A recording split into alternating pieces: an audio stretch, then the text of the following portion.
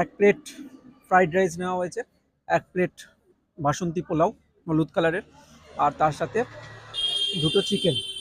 তো এগুলোর এক একটার প্রাইস হচ্ছে 50 টাকা করে। তো কোনটা আগে টেস্ট করবে? পোলাওটা আগে করি। বাসন্তী পোলাওটাও একটু টেস্ট করি, তার আগে চিকেনটা নিই। চিকেনের গ্রেভিটা তো দেখে দারুণ লাগছে, পুরো লাল টকটকে। ঠিক আছে, 2 পিস করে চিকেন আছে, যথেষ্ট, একটা সলিড আর একটা হাড় দিয়ে। একটু টেস্ট করি। বাসন্তী পোলাওটা খারাপ না, ঝোল দিয়ে মাখালাম। ফ্রাইড রাইসটা নিই,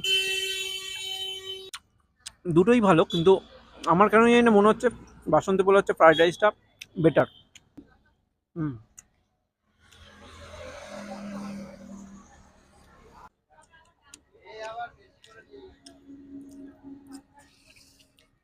ভালো, দুটোই খুব সুন্দর।